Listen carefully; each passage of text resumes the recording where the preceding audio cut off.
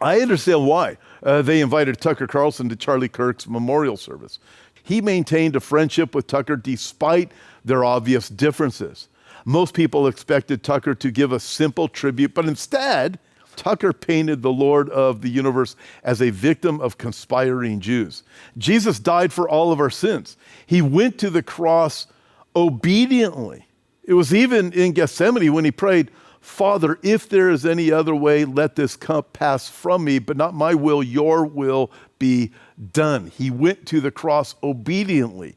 That was the plan all along. The death of Jesus was not the result of the nefarious machinations of a bunch of evil hummus eaters. It was God's plan.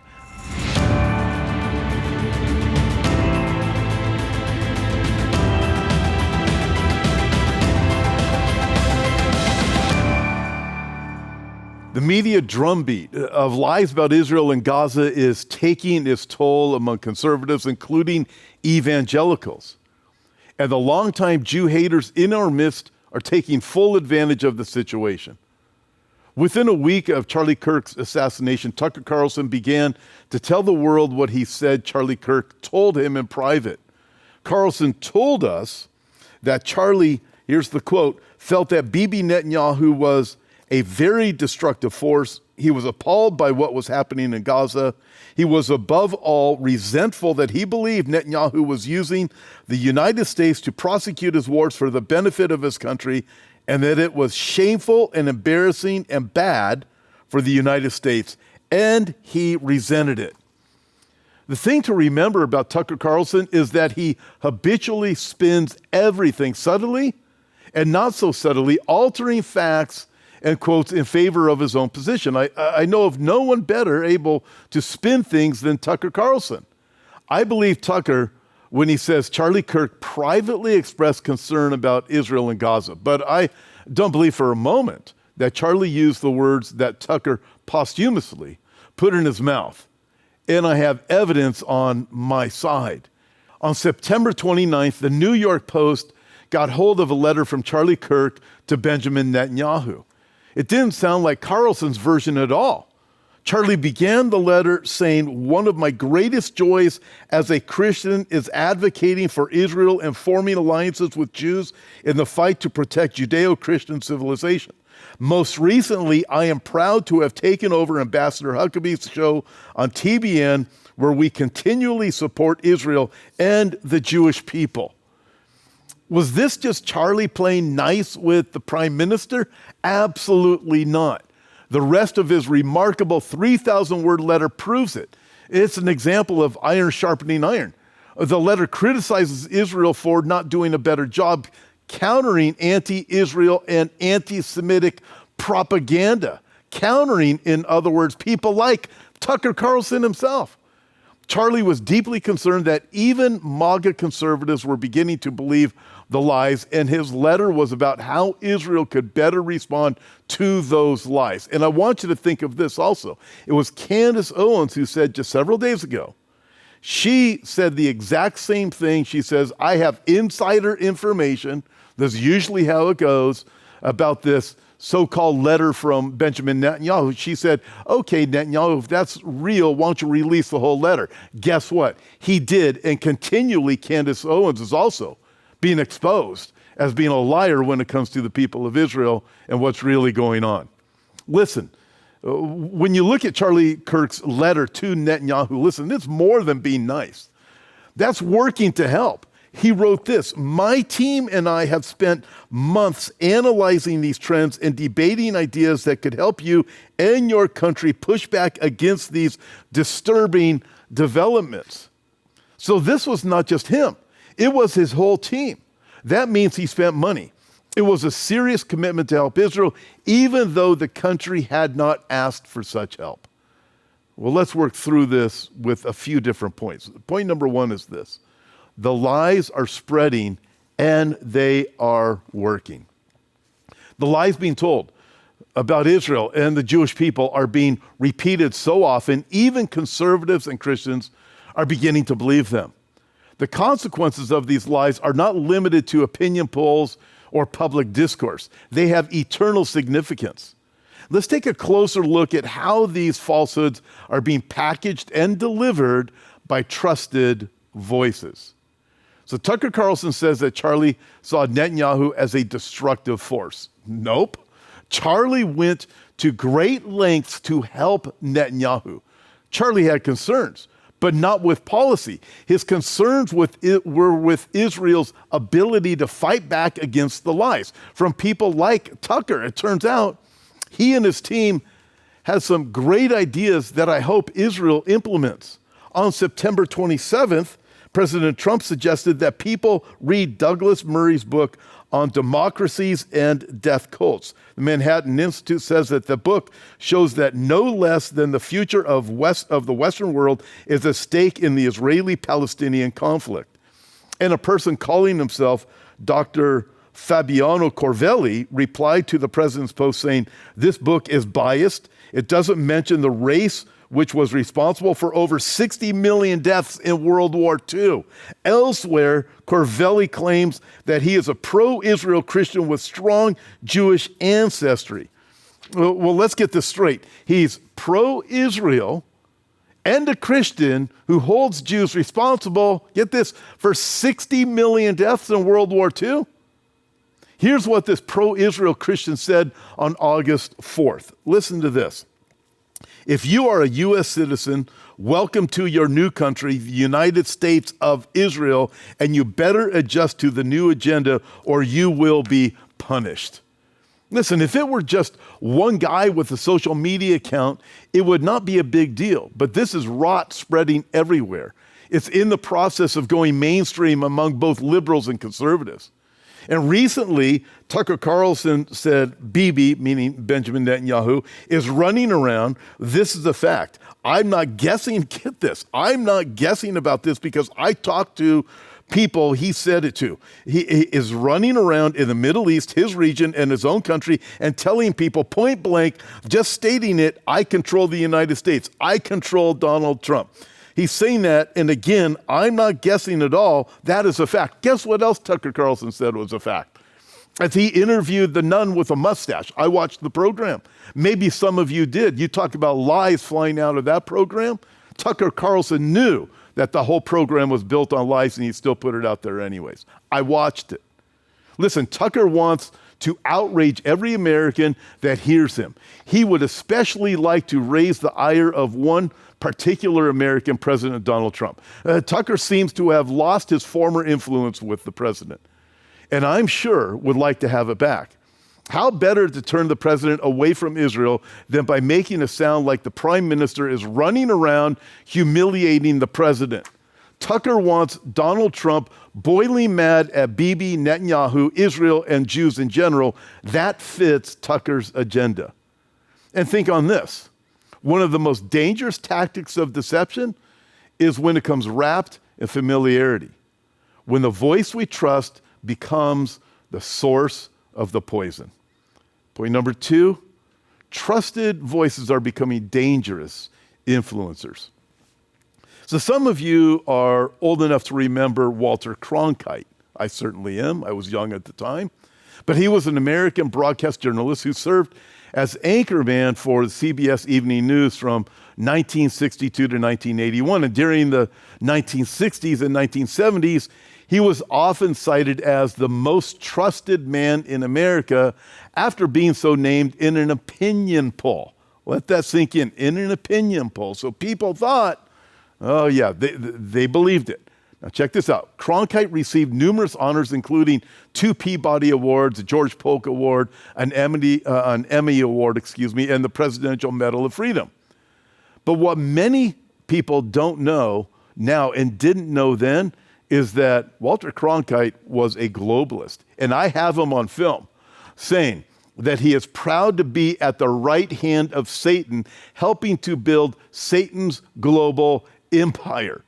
I'm not kidding you. I want you to think about that. And that being said, when influencers like Tucker Carlson promote anti-Semitic tropes under the guise of just asking questions, it gives legitimacy to ancient lies. But it's not just about the influencers themselves. It's also about the sinister ideas they normalize, even praising those who try to rewrite history in favor of evil. His statement is also part of a broader attack on Israel's influence within the United States. They like to talk about the Zog, meaning the Zionist-occupied government. Listen, this is what Tucker said. This is a quote. Bibi is running around. This is a fact. I'm not guessing about this because I talked to people he said it to. That's a quote from him. Before stating his case, Tucker makes a preemptive strike against anyone who might question his veracity. He claims that multiple people have told him that they personally heard the prime minister say these things. In journalism, these are referred to as unnamed sources. What else did Tucker say? Again, quoting, Bibi is running around the Middle East, his region, and his own country and telling people point blank, just stating it, I control the United States. I control Donald Trump. Benjamin Netanyahu, whatever his faults, is not stupid. And he would have to be stupid to run around the Middle East saying that he owns Donald Trump and controls Donald Trump. If you say something that hurts your political position to people who would like to see you hurt, they will use it against you. Leaders in the Middle East would certainly tell President Trump if Netanyahu was running around the Middle East saying such a horrible, untrue, and demeaning things about the president. I mean, just think about it. Do you not think that Qatar, Iran, whoever else is over in the Middle East would not go to President Trump and say, hey, we've recorded Netanyahu saying these things. He said these things. So these lies from Tucker Carlson are astounding, but nobody questions it. Listen, would he say it to a lot of people? Is that what Netanyahu would do? Would he say it to people throughout the region? Say it to people who might later use it to drive a wedge between him and the president? Would he say it to friends of the notorious anti-Semite Tucker Carlson? I mean, it's laughable. Not a chance.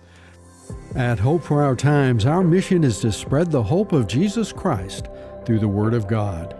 Your generous contributions empower us to create impactful videos and resources that offer hope during uncertain times. We invite you to partner with us in our mission.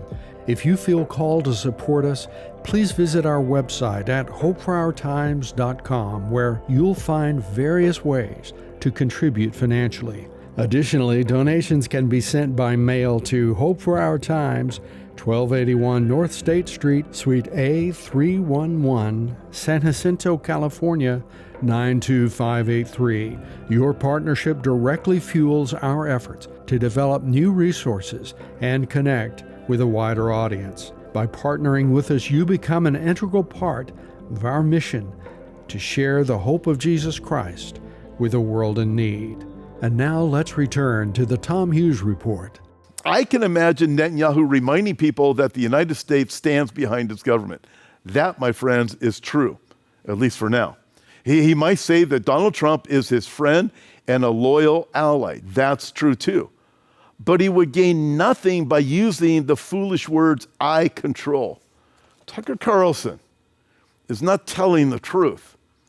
On October 27, 2022, he said, thanks to the Biden administration's religious war in Ukraine, this country is about to run out of diesel fuel.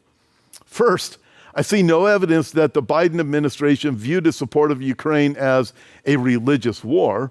This is a small point, but it's an example of Carlson using words that appeal to and promote prejudice. Tucker, get this, is a strong supporter of Vladimir Putin. Putin-friendly Russian media often quote him. His lie about diesel fuel is just another way of trying to help Russia's war effort. Why does Tucker favor Putin over Zelensky? I hope it's not because Zelensky is a Jew, but Tucker did call Zelensky sweaty and rat-like a persecutor of Christians. He said the U.S. would run out of diesel fuel by Monday of Thanksgiving week of that year. Listen, that didn't happen. In fact, we didn't run out of diesel fuel at all. It was a lie. I know many of you agree with Tucker that the U.S. should not have been sending weapons to help Ukraine defend against Putin's invasion. I understand that position, but surely lies about America running out of diesel fuel is not the best way to make that case. So what does Tucker really think about Donald Trump? When Dominion Voting Systems sued Fox News about statements made during the 2020 presidential election, they subpoenaed Carlson emails. To friends, he said things like, get this, I hate him passionately. In other words, I hate Trump passionately. We are very, very close to being able to ignore Trump most nights. I truly can't wait. What else did he say? He had bad things to say about the president's business ability. Someone wrote, Trump has a pretty low rate at success in his business ventures. And Carlson responded, that's for sure. All of them fail. What he's good at is destroying things. He's the undisputed world champion of that. Publicly, he called President Trump the greatest president that will ever be. Privately, he said Trump's first term had been a disaster. We're all pretending we've got a lot to show for it because admitting what a disaster it's been is too tough to digest. But come on, there isn't really an upside to Trump. And Tucker was disgusted that the president did not attend the Biden inauguration, and he wrote, so destructive, it's disgusting. I'm trying to look away. And with 2 weeks to go in the first Trump administration, Carlson said of the president, he's a demonic force, a destroyer, but he's not going to destroy us. I've been thinking about this every day for 4 years. Wow. Think about that. For 4 years, this man had been praising Donald Trump publicly on the air, even calling him the greatest president that ever will be. While privately, according to his own words, he was thinking of Trump every day as a demonic force, a destroyer. If you watch him closely, you'll see that it goes on nonstop. Yet we're supposed to trust him when he says that people from Israel and all over the Middle East have personally told him that Prime Minister Netanyahu is running around telling people point blank, just stating it, I control the United States, I control Donald Trump. His story rests on his own reputation for truthfulness, or lack thereof. His only evidence is his word. On the Tucker Carlson podcast, he regularly hosts anti-Semitic guests, including some real extremists. Tucker tries to sound like a responsible man just asking questions, but he has a penchant for having fringe guests on who really, really hate Israel. When he had Ted Cruz on defending Israel, Tucker attacked the senator full force. But with the anti-Semites, he just thoughtfully nods his head as if hearing the most honest, profound thoughts ever uttered. Kind of again like he did when he interviewed the nun with the mustache. Tucker introduced podcaster Daryl Cooper as the best and most honest popular historian in the United States. Now that's a major endorsement of everything this guy says, and he says a mouthful. For instance, Cooper calls Winston Churchill the chief villain of the Second World War. So Churchill was more of a villain than Hitler? Let that sink in. In Mein Kampf, Hitler laid out his clearly genocidal agenda. That's why it upsets me so much when people casually throw around the term genocide. When the International Criminal Court, get this, defines genocide as causing mental harm to members of the group, they diminish the word genocide and they diminish their Führer's crimes. Hitler followed through with his promised genocide, murdering 6 million Jews. He attacked other nations without provocation, eventually forcing Britain to fight back on behalf of themselves and the rest of Europe. All of the deaths of World War II can be laid at his feet. He's not just the chief villain of World War II, but one of the chief villains of history. Anti-Semitic extremists have been trying to rehabilitate Hitler since his death 80 years ago. And they were defending him even before that. Cooper claims to be on the cutting edge and that people are just now willing to start hearing the truth about Churchill and Hitler. But in fact, there's nothing cutting edge about Cooper's story. He's saying the same things now that Nazi sympathizers were saying in the 1930s. They weren't true then, and they aren't true now. Listen, point number 3, rehabilitating Hitler, that's not just asking questions, modern day anti-Semitism is trying to rewrite history, recasting villains as heroes, and blaming Jews for the evils inflicted on them. And sadly, some of these revisionist narratives are being platformed at memorials and churches under the guise of honoring the dead or preserving Christian values. I understand why they invited Tucker Carlson to Charlie Kirk's memorial service. Charlie didn't like splitting conservatives, and he maintained a friendship with Tucker despite their obvious differences.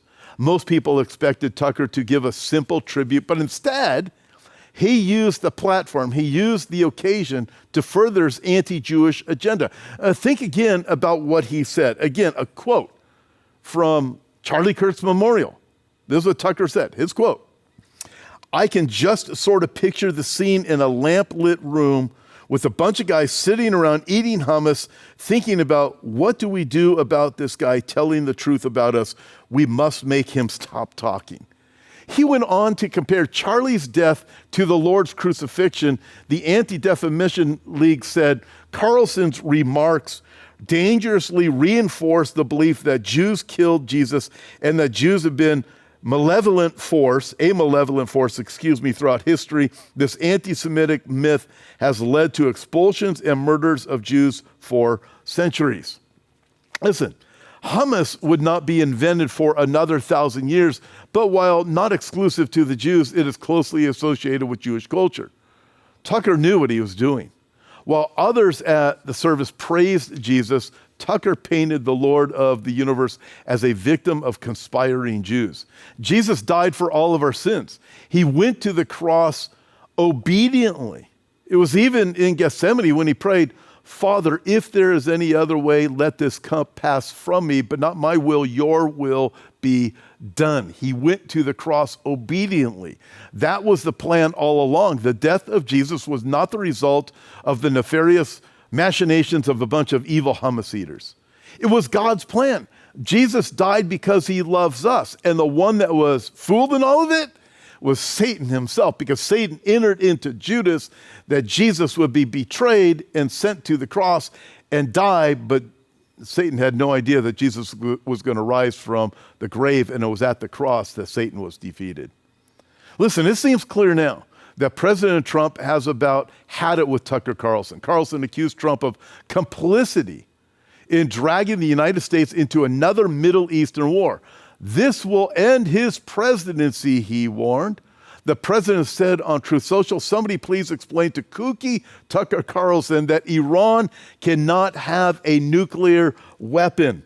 Lori Cardozo Moore condemned Tucker as an anti-Semite.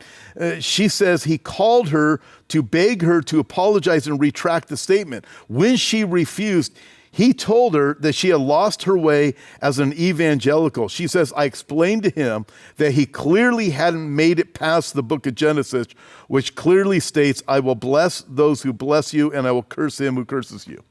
She speaks with concern about the woke right, saying their Jew hatred makes them blind to America's interest. That's a profound statement, taking us back to Romans chapter 1, verse 28. Even as they did not like to retain God in their knowledge, God gave them over to a debased mind. Why is it important that we counteract these lies with truth? I'll tell you why. Because the lies are working. An article in The Forward reported that unfavorable views of Israel among Republicans have leaped from 27% to 37% since 2022. Even more astonishingly, listen to this, half of young Republicans now have unfavorable views of Israel, an increase of more than 40% since 2022. This does not make me fear for Israel, but for America. I've been thinking a lot about Jesus' warning about deception in the last days, also teaching about the last days. 2 Timothy chapter 3, verse 13 says, "Evil men and impostors will grow worse and worse, deceiving and being deceived." Ephesians chapter 5, verses 6 through 7 says, "Let no one deceive you with empty words, for because of these things the wrath of God comes upon the sons of disobedience. Therefore, do not be partakers with them." Well, let's wrap this up. The rise of anti-Semitism, even among those once considered allies, can leave us shocked, grieved, and deeply concerned over our nation and our world. But as always, we must remember that none of this surprises God. In fact, he told us these days would come. In John chapter 16, verse 33, Jesus said, "These things I have spoken to you, that in me you may have peace. In the world you will have tribulation. But be of good cheer, I have overcome the world." No lie, no slander, no wave of deception can overturn the victory that has already been secured at the cross. Even as hatred increases, so does the urgency of the gospel. We are not here to retreat. We are here to stand. Isaiah chapter 60, verse 2 reminds us, "For behold, the darkness shall cover the earth, and deep darkness the people.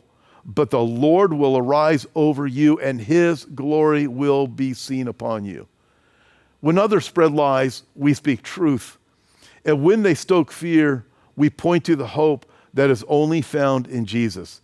Hebrews chapter 12, verse 2 tells us to fix our eyes on Jesus Christ, the author and finisher of our faith, who for the joy that was set before him endured the cross. That joy was you and me, redeemed and made new. His finished work is our eternal assurance. Psalm chapter 121, verses 1 through 2 declares, "I will lift up my eyes to the hills. From whence comes my help? My help comes from the Lord who made heaven and earth." So as we confront hatred with truth, let's not do it with bitterness or despair, but with hope, because in the end, Jesus wins, and his truth will outshine every lie. Imagine being in Israel as the sun is rising over the Sea of Galilee, or walking on the streets of Jerusalem, visiting the city of Nazareth, or having a Bible study in Capernaum at the Apostle Peter's house. Pastor Tom Hughes will be leading a tour to the land of Jesus. We will explore Israel together and bring the Bible to life before your very eyes. We will visit Caesarea by the sea and Joppa, where Jonah caught a boat going in the wrong direction. We'll take a boat ride on the Sea of Galilee, just as Peter did when he walked on water. We will walk on the Mount of Olives and through the Garden of Gethsemane. You will have the opportunity to explore the Temple Mount and visit at the Western Wall and even go underneath the Temple Mount. You'll be able to visit the city of David and Hezekiah's tunnel. And have you ever wanted to float on the Dead Sea or visit the cave where David cut the corner of King Saul's robe? Or perhaps spending a morning at Masada? These are just some of the once-in-a-lifetime experiences you will have when you join us on our Israel trip. Thank you for tuning in to the Tom Hughes Report. We pray today's program was a blessing to you. The purpose of the Tom Hughes Report is to guide individuals toward the hope that can only be found in a personal relationship with Jesus. We encourage you to explore our website at thetomhughesreport.com and reach out to us through the contact page. We value your feedback and would love to hear from you. A special thank you to his channel for graciously allowing us to utilize their wonderful studios for recording the Tom Hughes Report. Don't forget to explore their website at hischannel.com for an array of Christ-centered programs. Make sure to join us again next week for another insightful episode of the Tom Hughes Report. And always remember to look up and lift up your head, because your redemption draws near.